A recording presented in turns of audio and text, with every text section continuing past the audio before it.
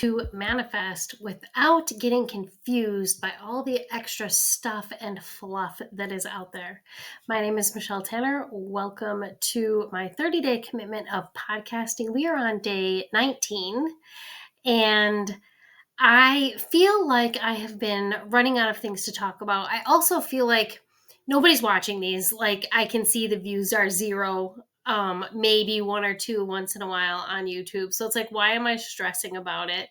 And not necessarily stressing, but like, why am I worried about repeating myself? Like, there are a few things that I can talk about nonstop: manifesting, how to make it easy, getting control of your thoughts. Those are a couple. I feel like I repeat myself a lot. I also feel like these aren't necessarily podcast episodes, more like a glorified TikTok video. But, it is what it is. But I really want to talk to you about keeping manifesting easy and not getting distracted by all the other stuff that is out there. For instance, I was watching a video today and they're talking about like the quantum field and quantum leaping. And that is just confusing for people that are just starting out with manifesting. The only thing you really need to work on is taking control of your thoughts, visualizing exactly what you want, asking for exactly what you want, and getting clear on exactly what you want, keeping your vibration high. Those are all things that are going to help you manifest very easily. Don't worry about the Akashic records, the quantum leaping. There's so many other things out there that, in my opinion, are just way too confusing for people when they're just learning how to manifest.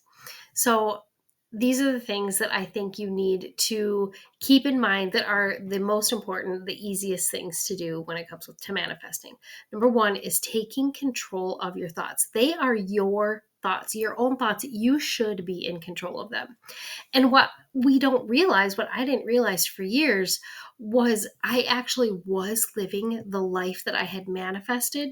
It was full of lack and fear and scarcity and doubt and judgment and all of this negative, low vibe energy.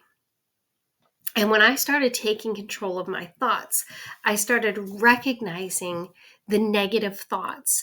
And as soon as I would recognize them, I would stop them in their tracks and say, stop. This is what I don't want. What do I want? And I would only focus on what I wanted. And it took me 2 months of consistently, intentionally catching the thoughts. Sometimes I would catch them within a few minutes, few seconds. Sometimes it would be hours. Sometimes it would be days. And by the end of the 2 months, I was catching them like that, like immediately. And now I'm catching them as soon as they're entering my brain space. I'm recognizing it right away. Something else that, if stop isn't a good word for you, another thing that I learned through Dr. Joe Dispenza is change.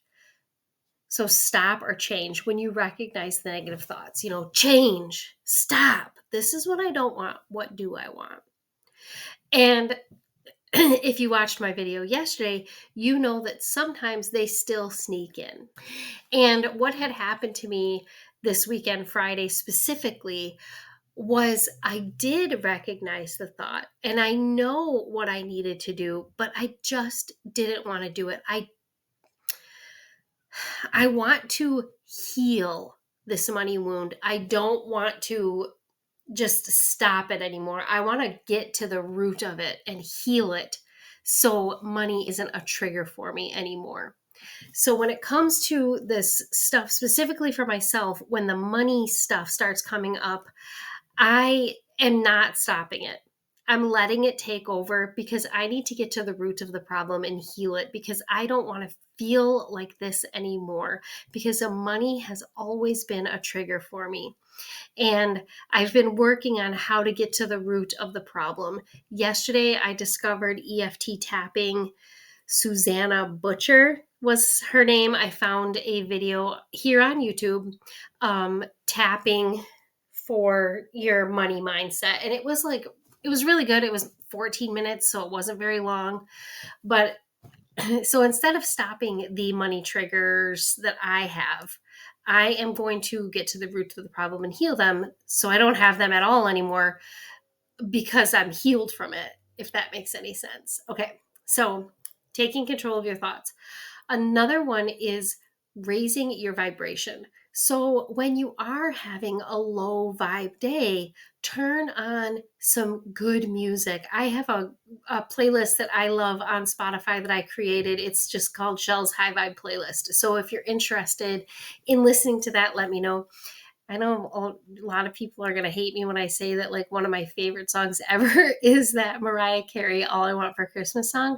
I will play that year round. I will play it and sing and dance, and I absolutely love it. Another one that I absolutely love is Madonna Like a Prayer. I will blast that shit and sing and dance, and doing that just automatically raises your vibration. So what are some of your favorite songs that you could just turn the volume up, tune out all the negativity, sing and dance and have fun? Because that's what it's about. It's about having fun, making everything that you do on a daily basis fun. And your vibration will just naturally rise. And this is where God, universe, spirit, the divine, your higher power vibrates. And when you are vibrating up here all the time, the universe has no other option except to give you what you are asking for. You just attract it. When you're feeling that good all the time, you just attract it. So, taking control of your thoughts, raising your vibration. What was the other one that I said? And getting clear on what it is that you want to manifest. When I was manifesting money all those years, when I finally sat down, like several years ago, when I made my list of 50 things that I wanted to manifest, it was all money and materialistic shit. And after I was healing, and a year and a half ago when I met Dr. Hank and learned how all of this stuff actually works and understood that I was living the life that I had manifested, I got clear on exactly it was that I wanted. It was not money and luxury purses and blah, blah, blah. It was the freedom that I thought the money offered. So I was after freedom. And what does that look like for me? For me, it looks like not having to go to a 9-to-5 job 5 out of the 7 days a week. That's what that looks like to me.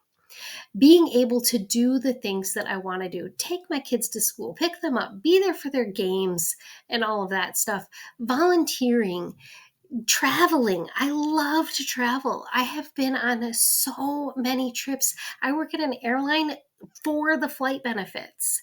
And I have been on so many trips. I've been on 4 trips, 3 of them flying trips in the last 6 to 8 weeks. Flying and traveling is something that I absolutely love. So I do that every chance I get. You would think wow, she must be wealthy. She goes on all these vacations. No, I fly for free and I stay for free. I stay with friends as much as possible. When I went to New York, we had to get a hotel room. We were there for, I don't even think it was 48 hours because I think we were only in the hotel room one night. We got there on Friday, got in the hotel room, Saturday, no, we must have stayed 2 nights. Now I can't even remember. But we were in New York City for 48 hours, my daughter and I. And that was the most expensive trip, and it was still under $500.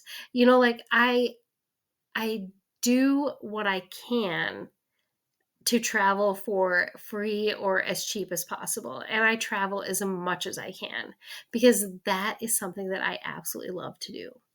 So make sure that you're taking the time to do the things that you love to do. I also love hanging out with friends, and I hang out with my friends as much as I can, as much as they'll let me. When my friend calls and says, "Hey, let's go out and get a burger," I'm like, "Yeah, let's do it." I might not feel like getting out and doing it right at that moment, but after I do it, I feel so much better because In-person connection is huge for me. I love that. So I love to get together with friends as much as possible. And when you lean into doing what you love, even if like the resources aren't all there all the time, like for instance, with traveling, you would think that it would take a lot of money, but for me, I found a way that I can travel for very cheap to zero, like with the free flight benefits and staying with friends. I spend very little money when I go out of town. So, not necessarily worrying about the resources and still leaning into doing the things that you want to do. There are ways to do the things that you want to do without it having to cost a whole lot of money. And like I always talk about money because that's what it's been like for me. Like money was my trigger. Money was the thing I was manifesting. It was always about money for me. So I talk about money a lot because I know I'm not the only one that has that issue. How many of you have signed up for different multi-level marketing companies because you thought that was the way to financial freedom? How many of you signed up for multiple digital/affiliate marketing companies because you thought that was the ticket to financial freedom? How many of you buy lottery tickets because you're hoping to win the lottery because that's your ticket to financial freedom? I know I'm not the only one that has the same thoughts about money, that has wanted to manifest money all of these years. So I do talk about money a lot. And getting clear on what you want and asking for it. Ask for what it is that you're after. Once you figure out what it is that you really want your life to look and feel like, that's important, is feeling. Ask for it. Ask God, universe, spirit, the divine. Ask for it and be open to receiving it. I love you like a friend. You are worthy and deserving of living the life that you desire.